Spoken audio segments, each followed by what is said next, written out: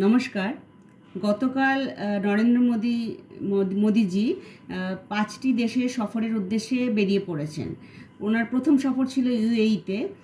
ওখানে একটা যুগান্তকারী ডিল সাইন করেছেন। $2.5 বিলিয়ন একটা ডিল সাইন হয়েছে, যেখানে আমরা ইউএই থেকে তেল নেব। হরমুজ স্ট্রেটকে এড়িয়ে তেল আমাদের কাছে আসবে।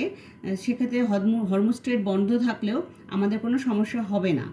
তো আমাদের স্ট্র্যাটেজিক অয়েল রিজার্ভ বাড়ানোর জন্য আমরা ইউএইর সাহায্য নেব। আবুধাবি ন্যাশনাল অয়েল অ্যাডনক এই কাজটি করবে, যেখানে আমরা ব্যাঙ্গালোর, বিশাখাপত্তনম আর পাদুরে আমরা স্ট্র্যাটেজিক অয়েল রিজার্ভটাকে বাড়াতে পারবো। আর তার বদলে আমরা ওদেরকে ডিফেন্সে সাহায্য করব। স্ট্র্যাটেজিক ডিফেন্স পার্টনার হিসেবে আমরা ইউএইর পাশে থাকব। আর রিসেন্টলি আমরা দেখেছি 20,000-এর মতন শিয়া মুসলিমকে ইউএই ফেরত পাঠিয়ে দিয়েছে, এবং পাকিস্তানকে দেওয়া 3.5 বিলিয়ন ডলার ওরা ফেরত চেয়ে পাঠিয়েছে, যেটা ওরা লোন দিয়েছিল। আর ভবিষ্যতেও আরও আশঙ্কা করা হচ্ছে, আমাদের কাছে ওটা আসার কথা, সেটা হচ্ছে আরও লাখখানেক পাকিস্তানিকে তারা ফেরত পাঠিয়ে দেবে, যারা ওখানে কাজ করছে। সেই ভ্যাকুয়ামটা আমাদের দেশের লোকের ছেলেমেয়েরা গিয়ে ওখানে জব করতে পারবে, এবং রেমিটেন্স হিসেবে অনেক বেশি টাকা আমরা ভারতে আনতে পারবো ওইসব দেশের থেকে। এইগুলো একটা দিক। আর একটা হচ্ছে, এরপরে উনি যাবেন নেদারল্যান্ডসে। কেন নেদারল্যান্ডসে যাবেন? সেটা হচ্ছে তাইওয়ানের বারবরন্ত আস্তে আস্তে আধিপত্য কমিয়ে চীন কোনো না কোনো দিন তাইওয়ানকে দখল নেবেই। আর সারা বিশ্বে সেমিকন্ডাক্টর চিপ যায় হচ্ছে তাইওয়ানের মাধ্যমে। তো আমরা নিজেরাই যদি সেমিকন্ডাক্টর চিপ তৈরি করতে পারি, তাহলে আমরা স্বয়ংসম্পূর্ণ হতে পারবো। তার জন্য নরেন্দ্র মোদী যাচ্ছেন নেদারল্যান্ডসে। ওই সেমিকন্ডাক্টর চিপ তৈরি করার মেশিন ওরাই বানায়, নেদারল্যান্ডস বানায়। তো সেখান থেকে উনি চলে যাবেন হচ্ছে সুইডেনে। সুইডেন কি করে? সুইডেন হচ্ছে গ্রিন এনার্জি নিয়ে প্রচুর কাজকর্ম করছে। 6G 7G এসবের ওপর ওরা কাজ করছে। আমরা যদি তাদের সাথে কিছু ডিল সাইন করতে পারি, তাহলে সেখানে আমাদের সেই টেকনোলজি আমাদের দেশে আসবে। আমরা আমাদের ইলেকট্রিক গাড়িগুলোকে 7G ব্যাটারি ইউজ করে আমরা অনেক বেশি ডেভেলপ করতে পারবো। আমাদের পলিউশন কমবে, প্লাস আমরা অনেক ডেভেলপড হয়ে যাব। এরপর উনি যাবেন নরওয়েতে।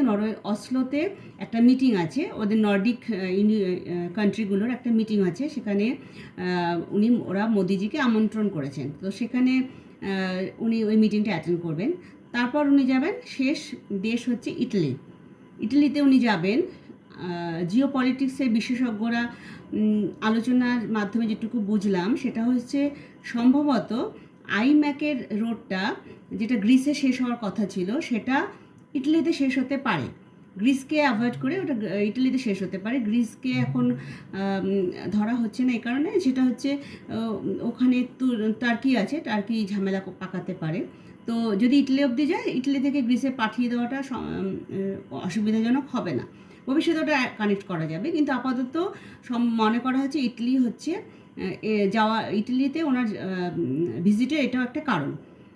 আর এর বিরুদ্ধে এই মোদিজির এই সফরের বিরুদ্ধে নেমে পড়েছে হচ্ছে এপিপি আর হচ্ছে কংগ্রেস।